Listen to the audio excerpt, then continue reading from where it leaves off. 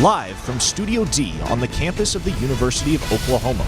This is Sooner Sports Pack, brought to you by Slim Chickens. And now, here's your host, Chloe Sparks. Welcome to Sooner Sports Pad, everyone. I'm your host, Chloe Sparks. Standing here with me are our analyst, Kemper Ball, and Caroline Grace is back here with us this week. Well, you couldn't help but notice who was looming in on OU's side of the bracket on Selection Sunday. They're going to get past Mizzou. They're going to have to contend with the nation's #1 team, Gonzaga. And I imagine you all saw how that one turned out. After a nail-biter versus Mizzou, Gonzaga weighted the short-handed Sooners with a perfect 27-0 record. The Sooners battled. OU took the upper hand for the first few minutes, racking up an 8-point lead at one point. But in the end, the Zags proved to be a little too tough and too deep for the Sooners, winning 87-71. Austin Reeves had a very gutsy performance, though, scoring 27 points, almost a school record. And guys, now the question is, what do the Sooners have to look forward to next season? Well, I think what the Sooners have to look forward to next year is what they were missing today, and that is guard Davion Harmon. Yeah. Yes, Davion Harmon had a great sophomore season, showed a ton of development, improved his scoring average by almost 50% since his freshman year, up from 7.4% to 7.4 points per game to 13 points per game. He also improved as a shooter overall, shooting 47% from the field as opposed to 36% his freshman year. His absence was noticeable and looming against Gonzaga. When they double teamed Austin Reeves, he had nowhere to go with the ball. That second ball handler was really missed, and I think the opportunity for him, we don't know if Austin Reeves is coming back yet or not next year, but if Austin decides not to, it creates a bigger opportunity for Davion Harmon to develop into even more of a star. Kemper, he was certainly missed today, but I'm going to have to go with the obvious, and that is not dealing with a COVID preseason. Last year, the Sooners were cut short, had no March Madness, and they didn't get back into the gym until, the summer? And then once the season started, they were just inconsistent. It was the Achilles heel for the men's basketball team, and when they were all on the court, it just seemed like things weren't clicking on all cylinders. So I really think it's going to be super beneficial for a bunch of those younger stars, Harkless, to come out and have a full season to prepare, or a full preseason to prepare with the Sooners. Now it's time to talk about our Sooners standout of the week. And I'm going to have to go with the man on the basketball team who almost always leads Oklahoma in points. And now, after this past weekend's game and after today's game, his name is going to be recorded in history next to former Sooners star Trae Young. And it's Austin Reeves, if you didn't catch on to that one yet. So Young racked up 28 points in 2018 against Rhode Island, and then Reeves got 23 on Saturday and a whopping 27 today. As Kemper mentioned, he might still have a year left, and he's someone who's always producing for Oklahoma. In 8 of his last 13 games, he's topped 20 points. How about that stat? And dipping into this matchup with Gonzaga, hey, I think that the score prediction might have been a little bit more accurate if Reeves weren't on the team, but he is. So they can't underestimate us like that. Kemper, who's your standout athlete of the week?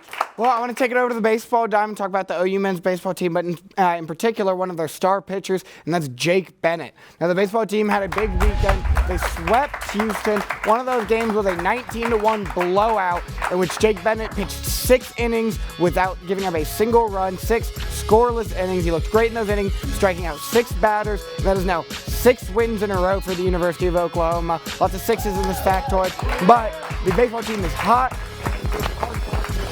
Pitching staff led by Jake Bennett, who had an amazing performance this weekend. He's my Sooner standout.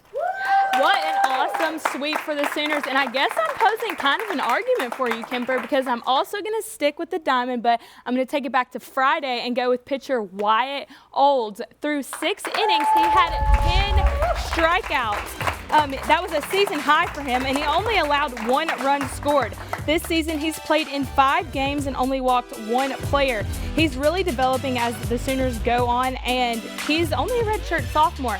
Now, we know that pitchers typically like to get to the draft as soon as possible. So I think we're really going to see him start to stand out a little bit more, trying to aim for that 2021 draft. Great standouts, both of you guys. And you're going to want to stick around because coming up, we have the story on the head coach for the women's basketball team who just announced her retirement after 25 years.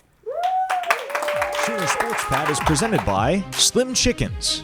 Slim Chickens tenders are always fresh, cooked to order, and made from 100% all-natural premium chicken.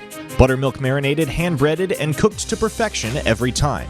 Use the Slim Chickens app and order for curbside pickup, delivery, dine-in, or drive-thru.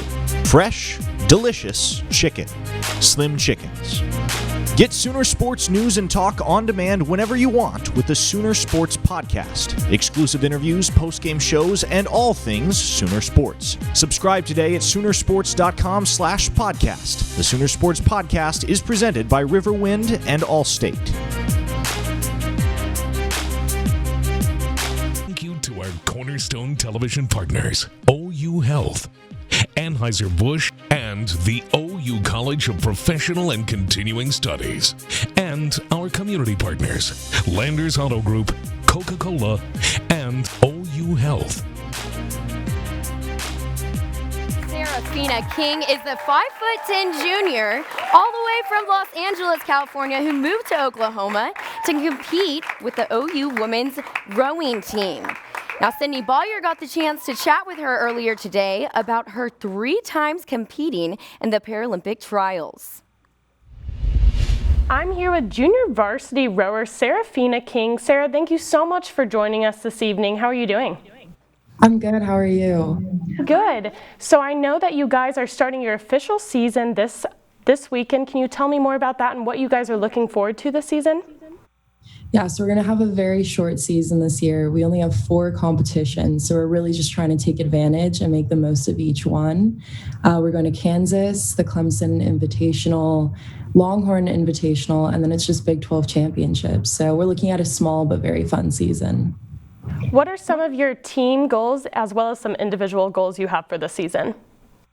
So our team goal is to make it to NCAA championships. That's our ultimate final goal. Some personal goals. I obviously just want to be the best rower for my team, anything I can do. I just want to make us better. I want to make us get to NCAAs. And hopefully, because of the training I'm doing here, I'll be able to make it to the Tokyo Games this summer as well. And you guys started unofficially with a scrimmage earlier in the month against Kansas State. How did that go? It went really well. You never really know what to expect in scrimmages just because the coaches actually just give you random pieces to do. It's not a 2K, which is our normal racing distance. They'll just say, let's do a 5-minute piece and we'll just row for 5 minutes. But we held our own against Kansas. We did really well. We were boat lengths ahead of Kansas, which is great. So we're looking at a really good season this year. And I know you are part of the Paralympic community competing in your 3rd Paralympic trials in June. Can you tell us more about that? Yeah, so when I was born, my right arm was paralyzed because the doctors pulled me out by my neck and they severed the nerves in my spine. So I've been doing occupational therapy most of my life to get movement back in my arm, and now it's partially paralyzed. I'm missing a bunch of muscles. There are a lot of problems in it. But this is just my 3rd go-round. I'm really excited. Luckily, my team has been absolutely amazing in supporting this journey for me. But it's a little bit nerve-wracking. It's my first time going to trials for rowing. I went to 2 Paralympic trials for swimming. So I just completely switched sports. This is going to be new for me. Well, that is so cool, and I wish you the best of luck to the rest of your season and your Paralympic journey. Thank you so much for joining us this evening. Thank you. Back to you guys in the studio. Sherry Cole is a Hall of Fame coach who just announced that she will be retiring after 25 years coaching the OU women's basketball team. She led the women to 4 conference tournament titles and 19 NCAA tournament appearances. And now, Sydney Bollier has the story.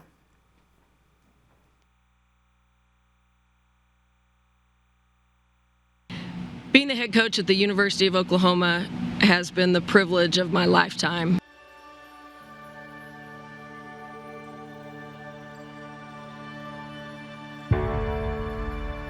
In April of 1996, I accepted this job, my dream job, as a native Oklahoman. I thought I had died and gone straight to heaven.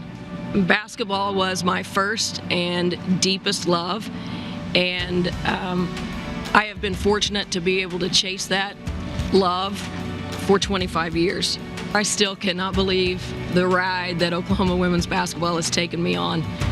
I have had the time of my life. It has filled me and helped me become. But it's time to do some different things.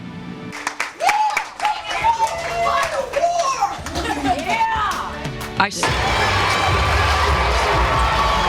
could come and have a chance to win a championship, a place that would be adequately reflecting of this great institution and this amazing state.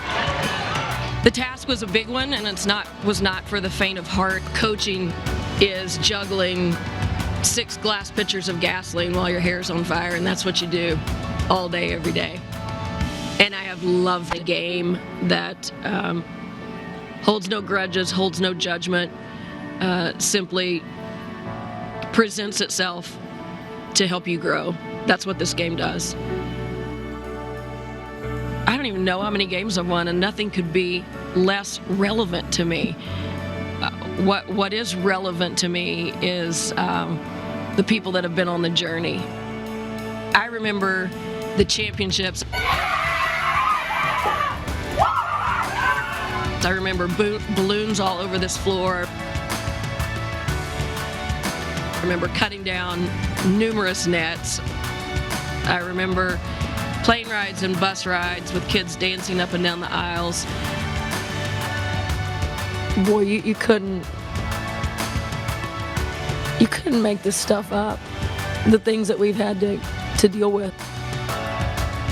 I also remember as acutely the locker rooms, the banquets and saying goodbye to kids, the painful losses. The Florida Gators have come into Norman and handed the Sooners a 19-point defeat. Who's your leader? Who's going to put the anchor in and say, this is who we are. This is who we are. And this is what we're going to stand for, and this is not what we're going to stand for. And this is what we're not going to settle for.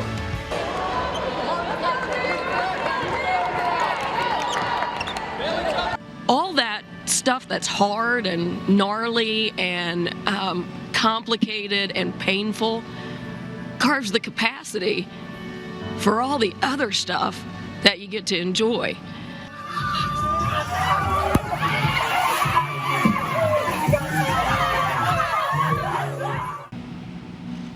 So thank you. It's been an honor, Oklahoma, to be your coach.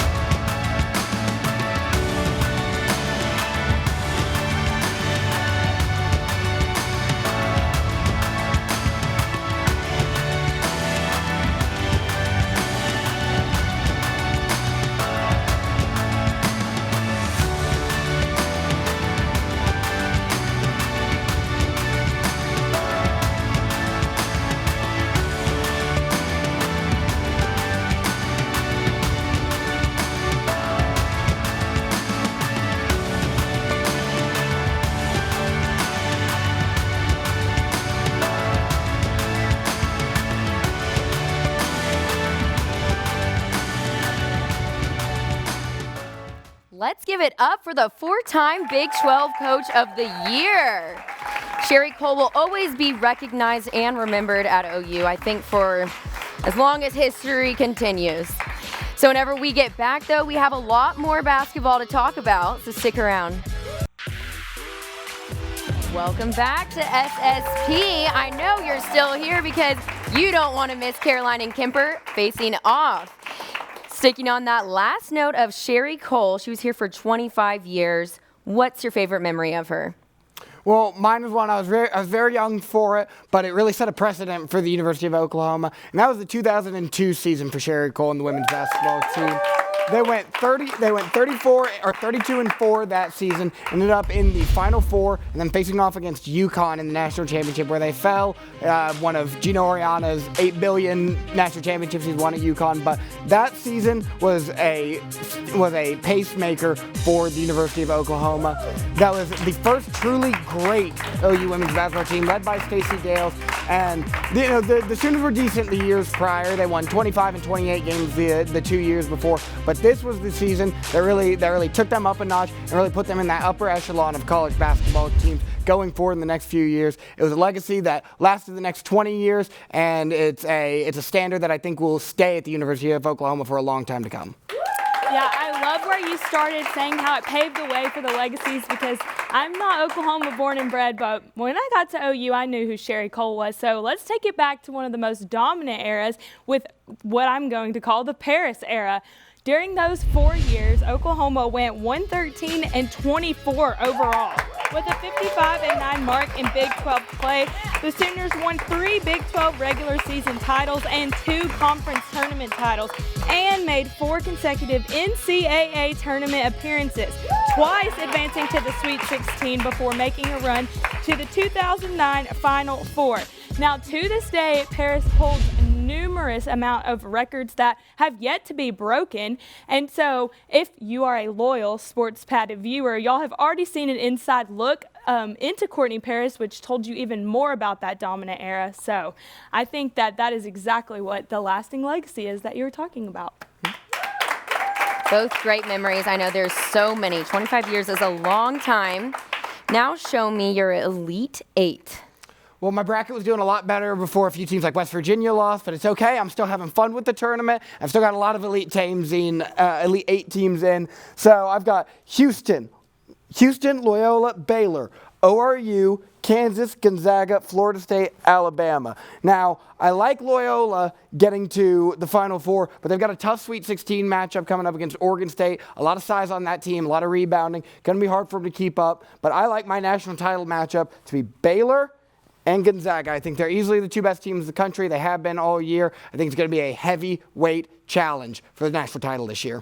I saved myself the heartbreak and didn't even make a bracket because I get heartbroken after day one. But mine is pretty similar to yours. I'm going Houston, Oregon State, Baylor, ORU, Oklahoma people, Tulsa people, let me hear you. Oregon, Gonzaga, LSU, Alabama. I'm with you on the Baylor-Gonzaga matchup. Both teams are just unstoppable. This is my dark horse. Hey, this is my dark horse. I like Houston. I hope they come in and beat everyone. They have played phenomenal. I like that you like Houston. Go Cougs. Okay, and now everyone's favorite time of the show, possibly. Show me what you have for viral videos this week. Well, since I know so many people at home watch every episode of Sports Pad religiously, you know that a couple weeks ago when Blake Griffin officially joined the Brooklyn Nets, we discussed how he would fit in, and I told you that he has not dunked in an NBA game since 2019. He's lost a lot of athleticism, but he came out in his Brooklyn Nets debut looking to prove a point specifically to me. Take a look. So here he is pregame, shaking up with his new teammates. He shows he's still got a little bit of bounce. But then once the game gets started, he drives to the lane, and his first dunk as a Brooklyn Net, his first ever bucket as a Brooklyn Net. Look, you can see him smiling. He tried to play it cool for a little while, but once his teammates got that, it's clearly something that he was aware of. He spoke about it in the postgame, said that it was great to just get that out of the way. He knew it was going to be a thing as soon as people started talking about it. So he's glad to just get that off his back and focus on just basketball going forward. Happy for you, Blake. Hope you have a good season. You're going to hear from his agent soon. I hope No, so. I'm just kidding. But for those of you that do watch religiously, you've probably noticed that I'm on this trend of picking funny and cute kids for my viral video every week. So check out this girl that completely jukes out an NFL player, goes into the end zone for a celebration. Boom! Now watch this. And she flosses. I cannot do that, so don't even ask. But I think she does an amazing job. I don't know, maybe. Can you do it, Kemper? No, I can't. not going to try either. Okay, so now it's time for the audience to vote. If you think that Kemper won face-off this week, cheer loudest. His family's here, by the way. And now if you think Caroline won, give it up for her. Man, that crowd went loud for Caroline. Sorry about that, Kemper, but Caroline's going to win her first ever face-off.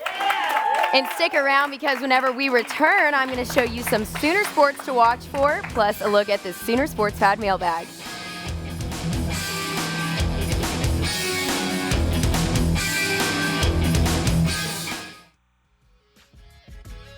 Track and field is going to Texas on Wednesday. Baseball will be in Texas the same day to face the Bobcats at 6, and then they'll have their own Red River Showdown on the road.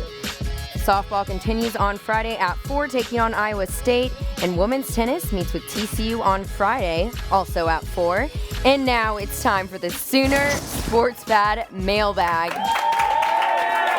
You've had all week to tweet in your questions, so let's just go ahead and get that first one up there. I know you're dying to see it. Okay, so Will Blessing wants to know, is there anyone who can beat Gonzaga? Well, if the Sooners can't do it, who can? Hey, maybe Baylor, y'all said. I said earlier that I've got Gonzaga winning the national champion, or in the national championship earlier in the show. I think Gonzaga's going to win the national championship. They're too fast, they're too talented, they're too deep. No one can touch them. Yeah, I already said they're going to win, so I can't really backtrack now. If OU can't beat them, who can? Too deep. Corey Kispert, too good. If we can't beat them, no one can. Okay, well, thank you so much for tuning in to Sooner Sports Pad tonight. We're going to be back here every Monday night for the rest of the semester. So be sure you tweet out your questions to @SoonerSportsPad. And be sure to follow us on our social media for some behind-the-scenes coverage. Have a good night.